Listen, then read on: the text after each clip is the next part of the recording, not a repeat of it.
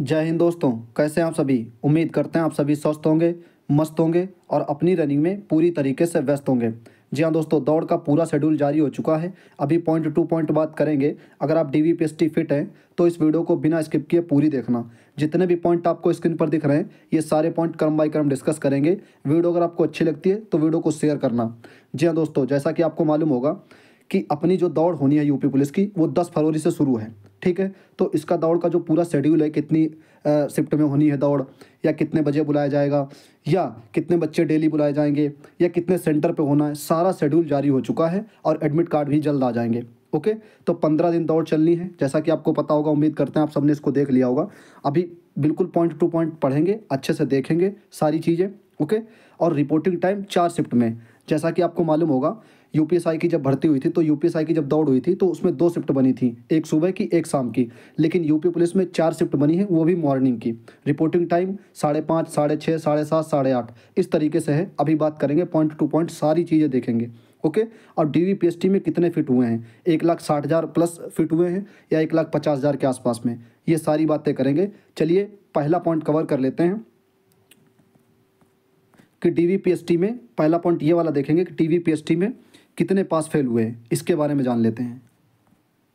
लगभग 56 पेज में पूरा शेड्यूल जारी हुआ है, आपको स्क्रीन पर दिख रहा होगा। जब ये वाला पॉइंट पढ़ेंगे तो पहला पॉइंट क्लियर हो जाएगा कि 1,50,000 के आसपास लगभग डीवीपीएसटी में जो क्वालिफाई हुए हैं, जिनकी दौड़ होनी है। यहाँ पर आप देख पा रहे होंगे कि चयन प्रक्रिया का अगला प्रक्रम, यानी कि डीवीपीएसटी आपको पता होगा 1,74,316 के आसपास मतलब डीवीपीएसटी के लिए क्वालिफाई हुए थे।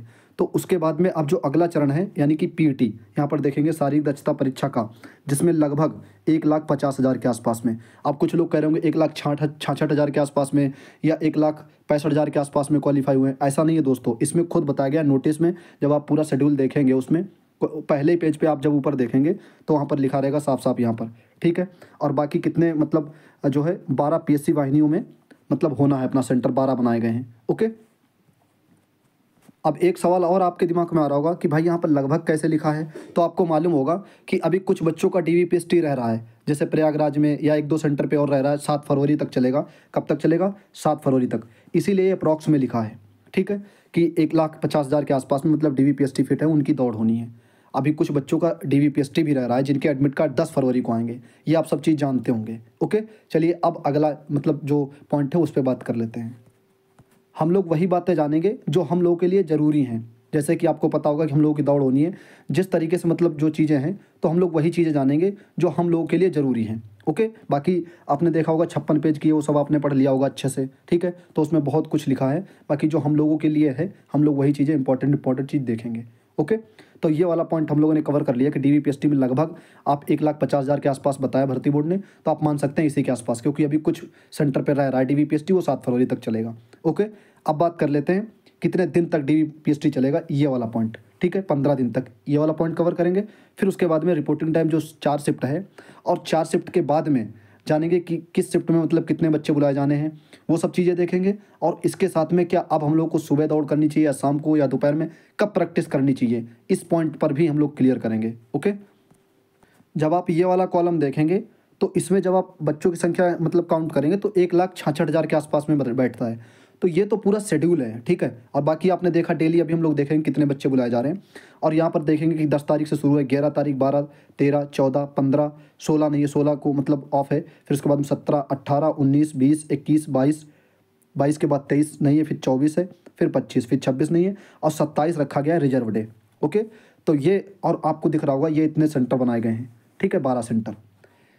इन चीज़ों को देख लेना अच्छे से।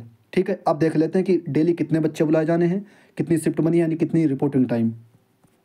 जब यहाँ पर आप लोग देखेंगे कि प्रत्येक शारीरिक दक्षता परीक्षा केंद्र पर यहाँ पर देखेंगे प्रत्येक दिन लगभग 1,050, ठीक है, 1,050 यानी कि प्रत्येक उस पर केंद्र पर की संख्या अभ्यर्थियों को बुलाया जाएगा जो निम्नवत। यहाँ पर देखेंगे रिपोर्टिंग टाइम।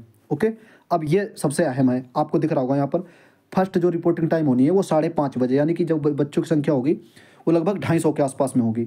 दूसरी रिपोर्टिंग टाइम होगी वो 6:30 बजे के आसपास में। ठीक है, सुबह ही। फिर 200 बुलाए जाने हैं।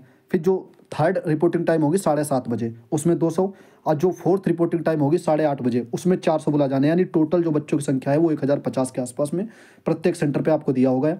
ये देख पा रहा होगा आपको स्क्रीन पर। तो ये 4 जो बनाई गई हैं शिफ्ट, ठीक है, इनको शिफ्ट कह लीजिए, रिपोर्टिंग टाइम कह लीजिए, जो भी कह लीजिए। और आपको एडमिट कार्ड आएगा, उसी पे लिखा रहेगा कि आपकी 5:30 बजे रिपोर्टिंग टाइम है, 8:30 बजे कितने बजे है, ठीक है। ये बिल्कुल सुबह की है। और जैसे कि आपने देखा होगा पिछली बार जो भर्तियां हुई थी उनमें 2 शिफ्ट अगर रहती थी तो शाम को मतलब 3 बजे, यूपीएसआई में जैसे हमारी रेस हुई थी गोरखपुर में, तो वहाँ पर 2 शिफ्ट बनाई गई थी, एक सुबह एक शाम में। जब तक मतलब हम लोग एंट्री किए थे शाम को, तब तक सुबह वाली बहुत अच्छे से रेस हो गई थी, ओके। लेकिन यहाँ पर क्या है, यहाँ पर 1-1 घंटे के स्लॉट पे, और ये इसलिए किया गया है कि बच्चों की एक बार में भीड़ जमा ना हो, ठीक है, इसलिए किया गया। बिल्कुल अच्छे से काम है, आप सब देख पा रहे होंगे भर्ती बोर्ड कितना शेड्यूल से काम कर रहा है, ठीक है।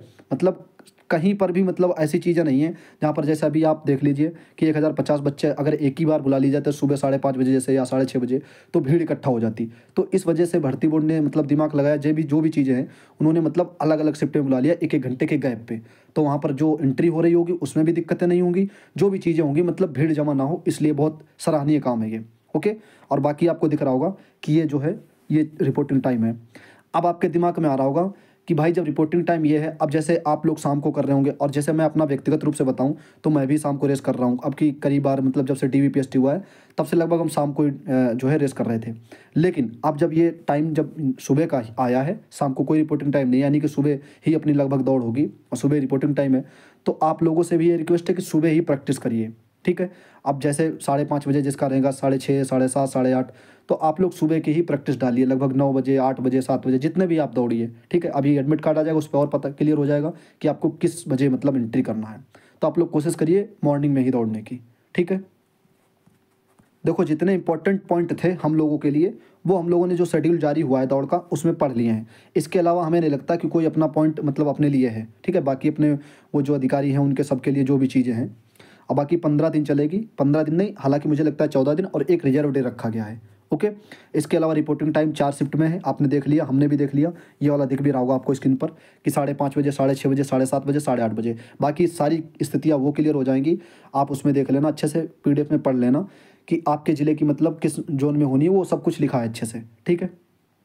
डीवीपीएसटी में कितने पास हुए, लगभग भर्ती बोर्ड ने खुद बताया है, जो शेड्यूल जारी हुआ उसमें खुद लिखा है 1,50,000 के आसपास में। हालांकि भी कुछ सेंटर पे डीवीपीएसटी चल रहा है, वो ज़्यादा नहीं, 2 से 4 हज़ार बच्चे बचे हैं, तो वो तो हो जाएगा, उससे कोई दिक्कत नहीं। उनका एडमिट कार्ड 10 तारीख को आ जाएगा, ओके। तो ये थी संपूर्ण जानकारी इस वीडियो में। बाकी कोई कमी रह गई हो कुछ भी है तो ये PDF वो टेलीग्राम पे दोपहर में ही शेयर कर दी गई थी, आप वहाँ से अच्छे से इस PDF को खुद से पढ़ सकते हैं, सारी चीज़ें A to Z, ठीक है। जो आपके लिए हमारे लिए जो इंपॉर्टेंट हो वो अच्छे से पढ़ लेना। और बाकी जो फॉर्मेट है जैसे एडमिट कार्ड का, वो भी देख लीजिए एक बार, आपको स्क्रीन पर दिख रहा होगा, ऐसा फॉर्मेट रहेगा अपना एडमिट कार्ड का, ठीक है। तो ये सारी चीज़ें डिटेल रहेंगी आपकी, और यहाँ पर जो है फ़ोटो रहेगा। तो इस तरीके से एडमिट कार्ड रहेगा जैसा पिछली बार मतलब जारी हुआ था, चाहे यूपीएसआई का, चाहे 41,520, जेल वार्डर, उसी टाइप से मतलब एडमिट कार्ड जारी होगा, ठीक है। बाकी दिशा निर्देश पढ़ने हैं तो उसी PDF में आपको दिया गया है, अच्छे से एक बार क्लियर कर लेना। और एडमिट कार्ड 3 तारीख वाले बहुत जल्द आएंगे, ठीक है। और जिनका रह रहा है DV, उनकी DV मतलब होने के बाद में 10 तारीख तक आराम से आ जाएंगे, ओके।